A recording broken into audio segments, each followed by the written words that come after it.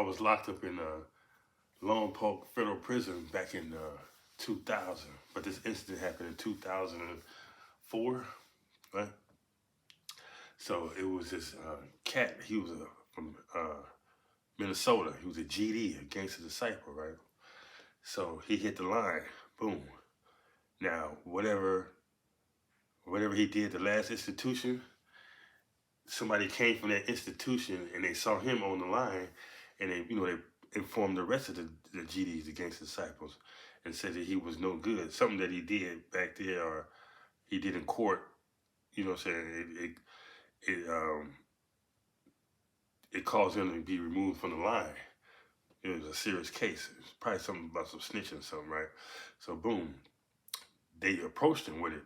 Yeah, hey folks, woo, woo, woo, woo. They kind of like making a scene, right? So dude was like, all I could hear him say was like, I ain't going nowhere. Like, fuck what you talking about.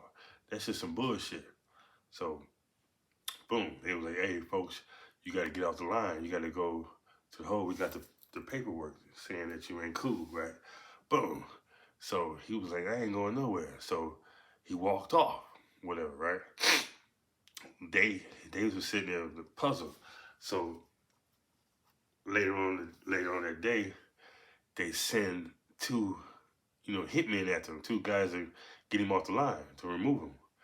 So we up there, and this happened in the corridor by the child hall in Lone Park.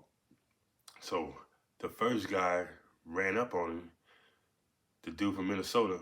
Boom! He hit him, right? The dude they trying to tell to get out the line, the other GD. Boom! He slid, dude. Shh. When he slid, he was asleep. He was knocked out, right? So damn, everybody like, damn. So the other dude that was with him, he hesitant now. He ain't trying to go to sleep out here in the corridor, right? So he ran up on him, right? Dude, they was, they bounced around. Bang! Caught him with the right cross to the face. Knocked him out. Bam. He was asleep. Cuckoo.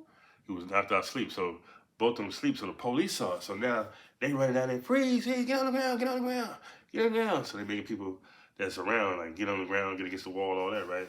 So they grabbed the dude and they put him against the wall, and they was like, they were trying to figure out what happened. Why is two dudes on the ground knocked out and one dude standing? Like, damn, he knocked both of them out? Oh, he vicious, right? So, so dude ended up going to the hole, and now the GDs, he's no longer a GD because of that crime he committed at the other institution. He's off count now, so he belongs to anybody. I mean, he's on his own now, so he's not a GD no more. So they not if you do something to him, they not go back him up no more because he's he's off count. So boom, a month later go by, I go to the hole. Boom, I go to the hole for assault one of my homeboys in the TV room, and while I saw him, I hit the police with the broom too. So they making me do what's called a shoe program. Uh, I had to do like 18 months in the hole before I even think about getting a transfer to another institution, right? So I'm sitting back there stuck, right? They brought one of my other homeboys from Inglewood in there. He did some kind of heinous on the line. Now he back there stuck too. He got a shoe program. So we both in the cell together, and we both got to do 18 months to 2 years in the hole before they transfer us. So that's gonna be, vicious. We up in here every day. I gotta listen to this dude snore. He gotta listen to me snore. Feet stinking. You know what I'm saying? Pooting, farting, and all kinds of, war stories back to back. So we got, you doing all that, right? So when I get to the hole, the guy that they rolled off the line from Minnesota, he's the orderly, right? Now, Long Park has 6 tiers. A, B, C, D, E, F. So it's 3 on one side and 3 on the other side. But the orderly can't go all those tiers. You know what I'm saying? He could just really be the orderly on his tier. You know what I'm saying? There's 6 orders, 1 orderly for each tier, right? So I'm on C tier, okay? And the bottom of me is A, and above me is E, right? So it was a lot of Crips. Most of the Crips was E range. It was like a Crip module, all of them up there, right? Me and my homeboy, we on C range. We the only 2 Bloods, and then there's one Crip down the hall from him, down a couple cells down. That's it. The rest is just Pisces, Southsiders, and white boys. right? So all night you got people banging. You got the Cubans in there. Cubans, they be banging on the table all day, rapping, singing. They want a cigarette, right? They keep beating and beating and beating until you make them, they'll be quiet if you give them a cigarette. That's the game they play. Give me a cigarette. I'll stop. Give me a cigarette. Like, what? So anyway, so boom. Uh, the dude from Minnesota, he sends a love letter to one of the Crips. That he was orderly upstairs at first, at E-Ring, so he was familiar with the Crip. Him and the Crip dude, they was cool. So they moved the dude downstairs. He can no longer get up there. So he decided to write a dude a love letter, right? A love letter, right? So he gave it to the orderly up there, and then he get it. So we sitting back in the cell. All we hear is, "You punk ass nigga, you fucking faggot, you bitch." As we hear, right? We're like, "What's up, homie? What's up?" We're like, "What's up, homie? What's up? What's up?" They're like, "This punk ass nigga wrote me a love letter. Oh, faggot ass nigga." What? Yeah, so they yelling at some people laughing and joking and ooh, so they sending death threats to the Minnesota dude. So the Minnesota dude, he like, "Man, what you talking about? What you talking about, man?" He said, "You know what I'm talking about, you faggot. Ooh, you wrote me a love letter. Woo, woo, woo, woo." Right? So they talking shit to him, but they can't get to him. Now keep in mind, this the dude that knocked out two people in the hallway. So he can know how to fight. He's built like a linebacker. He's just strong. He ain't really swole, but he's just strong as an ox, and then he know how to fight. He know how to maneuver. What I'm saying? He know how to put some things together, right? So boom. They arguing for about 20, 30 minutes. Yeah, bitch ass you hoe. They just going back and forth, all that hollering, right? So I write the Crip dude a letter. I write him a letter, right? Not no love letter, I write him a regular letter, right? And I say, "Hey, y'all can't get to him." I said, "We gonna go to rec with him tomorrow, and we're gonna punch him out, right?" So I write the letter to the Crip dude. So I told him, "Don't say nothing." All he said was, "All right, homie, all right, Damu. All right, for sure." I said, "All right, boom." So I wrote a letter to the Crip down the hallway that's on the tier with us. I said, "Hey, we're going out to rec tomorrow. The Crips want you to," because it was a Crip situation, really. You know what I'm saying? Because he was like, "Hey," they was at first they was telling the Crip, "Get on him," right? But I told him, stop telling him to get on him over the tier because the dude can hear it. You know what I'm saying? So boom, I write the Crip dude down the hall from us a letter. So I tell him, "Look, we'll go to rec tomorrow, me, you, and my celly. We're going to jump him." I said, "Because dude know how to fight. And if he hits you in your face, you're going to sleep." That's what I tell him, right? I seen him. I seen him with my own eyes. He knocked out two motherfuckers in the corridor. So I know he hit hard. You know what I'm saying? So I tell the Crip, so the Crip dude right back, "All right, all right, all right." So I tell my celly. Now my celly, he will fight. He got heart, but he don't know how to fight. I seen him fighting, and then I seen him how somebody swung on him, he leaned back, he almost fit. You know what I'm saying? He don't really know how to maneuver, put them things, sidestep, bob and weave. He don't know how to do all that. He just go out there doing all that shit, right? So boom, the next day come, boom, we're a little nervous, right? So boom, they come, recreation, right? So I push that rec. They make that noise with the handcuffs. So they come and get me and my celly. Boom, they put us in the red cage, right? So my celly, he pacing the little space. We walking back and forth. I'm laughing, right? So I'm throwing punches, I'm jumping around, right? They bring the Crip in there. So I said, "Look, when you come in, man, you gotta get on." I told the Crip, "You gotta take off on him first, because it's a Crip situation. That you know what I'm saying? Take off on him. Once you take off, we got your back. We go take off." All right, all right, all right, all right. So he a little nervous. All right, all right. So he walking back and forth.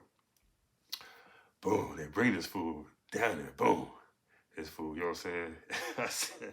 I see this fool up close. I'm like, damn. So he seen me a couple times. Like, "What's up? What's up? What's up? All right, what's that?" Ooh. So he get in the red cage. So he tell the Crip, What's that shit your homeboy talking about, man? He was up there trying to say I wrote him a letter." So the Crip was like, "You did write me a letter, cuz, on Crip." He said, "What? You heard?" Boom. So the Crip nigga fired on the nigga. But it didn't do nothing. It was like him hitting like this. It didn't even phase the Minnesota dude, right? So the nigga like, "Oh, what y'all trying to do?" So while he doing that, my homie, my celly, he firing, boom. So he's like, "Oh," I fired Boom. So he's like, oh, y'all trying to jump me? So this how I know he know how to fight. He back up and get his back against the wall. Boom. They're like, come on, come on, come on. So I'm in front of him, right? So I'm bobbing weaving. Now I know, you know what I'm saying? When he cocked that thing back, I'm getting out the way, right? So I'm bobbing weaving. So the Crip nigga ran up on him. He caught him. Boom! Knocked him out. Sleep. Knocked him out. He was asleep, right? I was like, oh shit. Right? I'm talking he's out. Night night. So boom. You know what I'm saying? We rushing. He catch my celly.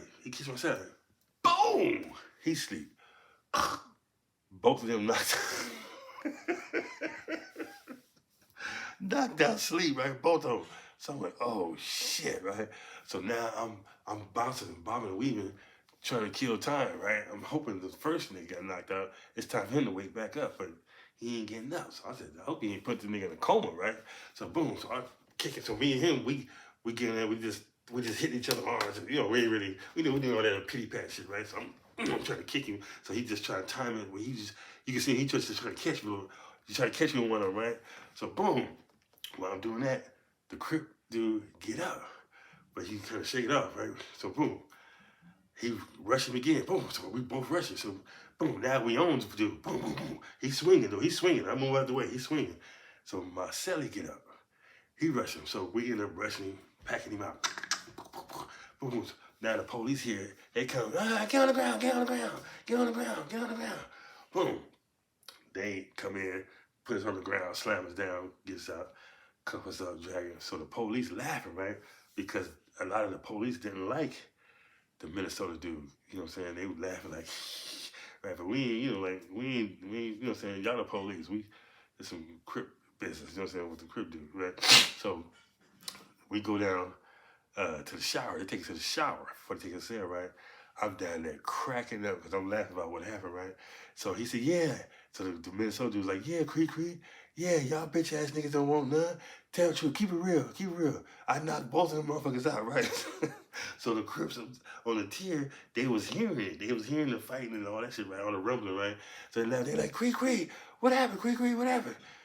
I'm laughing so hard, I can't talk. I said, hold on. I'm down there cracking up, right? Because he did put them niggas to sleep, right? And man, if it had been one person in that cage, it'd have been two. Right? So boom, I'm laughing. And then all the Crips like, Crip, what happened? Tell me what happened, man. I'm laughing so hard, they know it's something funny, right? I said, man, hey. I said, that's a bad motherfucker, man. He's like, yeah, keep it real, Crip, keep it real. I knocked them two niggas out. I was gonna knock your ass out too. I said, nah, partner, you weren't gonna knock me out. I wasn't gonna get slept, you know what I'm saying? So I said, I got too much trickery for that, you know what I'm saying? So they take us, me and my celly, back to the cell, put the Crip in there, and put the GD, so now they put separate T's on it, so we can't never go back to rec with dude again. He put separate T's against the Crips and all that, right? So the day went by, you know, they was, what happened? So I told her what happened over the tier, right? Over the tier, I'm telling them. They laugh, everybody laughing and joking, you know what I'm saying? So that's how the story ended. I never seen the dude from Minnesota. I never saw him again. Me and my homeboy, we ended up getting transferred to Victorville. The Crip dude, he went back east somewhere. I don't know. He went to a spot back east. I don't know. And then everybody else just got separated. So I never heard from the dude, and that was that, right? But that's just how it go, man, in federal penitentiary, you know. Like, share, subscribe if you like the story.